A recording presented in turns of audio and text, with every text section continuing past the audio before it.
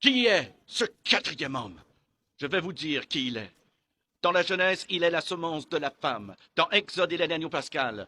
Dans Lévitique, un grand prêtre. Dans Nombre, une colonne de nuée le jour et une colonne de feu la nuit.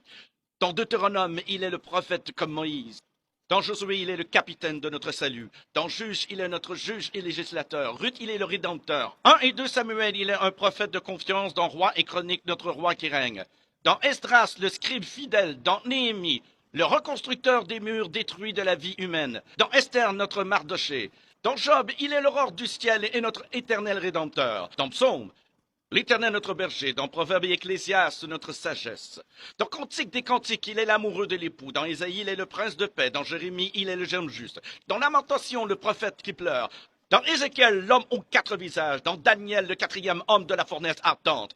Dans Osée, il est le mari fidèle pour toujours marié au rétrograde. Dans Joël, celui qui baptise du Saint-Esprit et de feu. Dans Amos, le porteur de fardeau. Dans Abdias, puissant sauveur. Dans Jonas, notre grand missionnaire. Dans Michée, le messager au beau pied. Dans Nahum, le vengeur des élus de Dieu. Dans Habacuc, l'évangéliste de Dieu criant, accomplis ton œuvre dans le cours des années. Dans Sophonie, le sauveur. Dans Agé, le restaurateur de l'héritage perdu. Dans Zacharie, la fontaine ouverte dans la maison de David pour le péché et l'impureté. Dans Malachie, le soleil de la justice s'élevant avec la guérison sur ses ailes.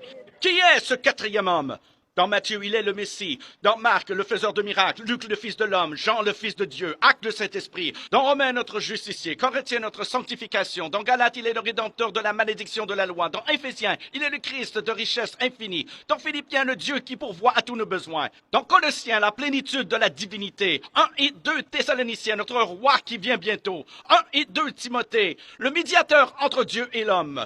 Tite, notre fidèle pasteur, Philémon, notre ami qui est plus proche qu'un frère.